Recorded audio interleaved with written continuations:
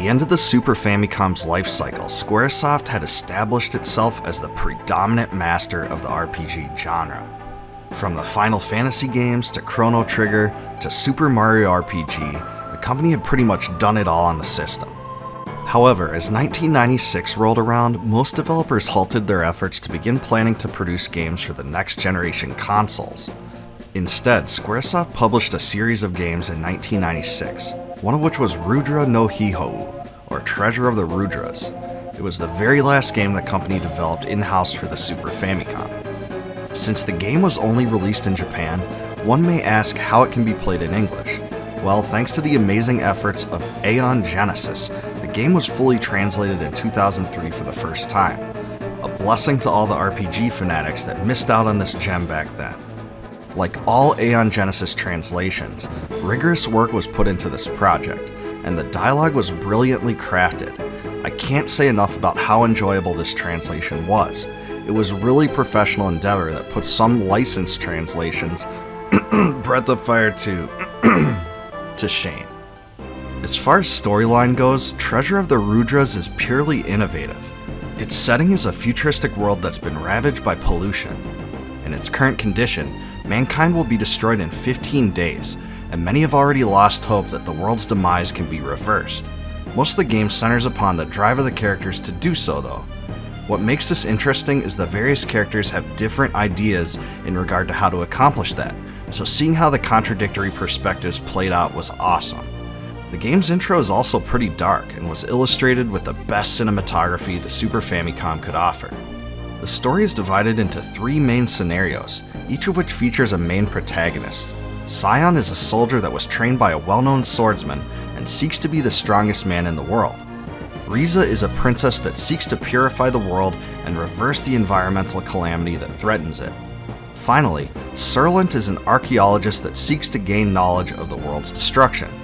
Each of the 3 scenarios can be played in any order, and you can even depart from one scenario before completing it to play another. Incredibly, the actions that the characters take in one scenario can even affect the circumstances of the others when you return to them. For instance, specific locations can be visited at different seasons for different results, and items left behind in one scenario will be there for characters in the others to discover.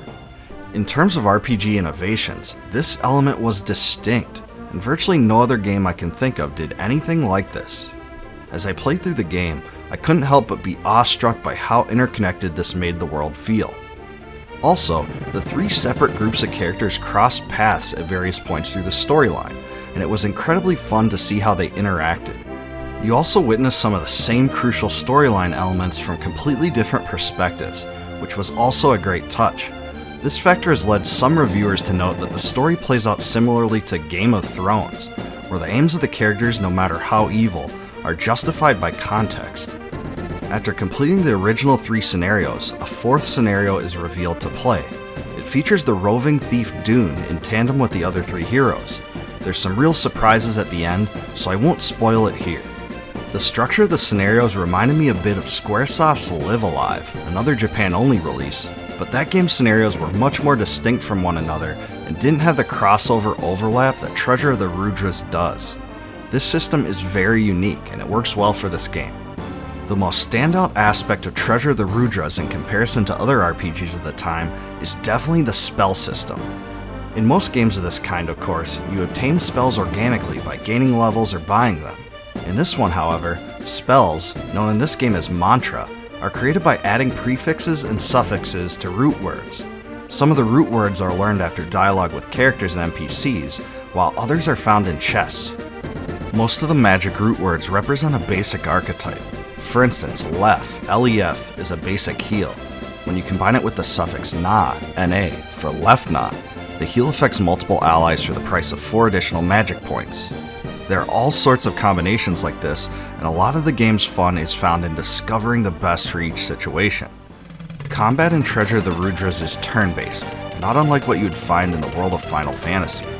The way the characters are oriented on the screen is also really reminiscent of the Romancing Saga games. The sprite-based 2D graphics in Treasure of the Rudras are among the best the SNES has to offer. Visually, the game is as much of a treat to look at as Chrono Trigger is, and offers even better character animations in battle.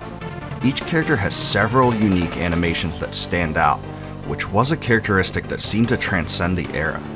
At that time, almost every other game on the system had simplistic animations, usually with characters limited to a few each. Also, the layered backgrounds made even simple things, like wandering around in the world, look like a spectacle that postdated the SNES. The graphical work was really pre-3D Squaresoft at its best. So, what in the world is a Rudra? As the story goes, the Rudra are a godlike race that appear on the planet every 4,000 years, immediately before a cataclysmic event. The Rudra destroy it, recreate the world in a new image, and eventually turn into fossilized remains. This element borrows heavily from Indian culture, namely the concept of the Wheel of Time. The clues the Rudra left behind, and the character's pursuit of them, was a fun concept.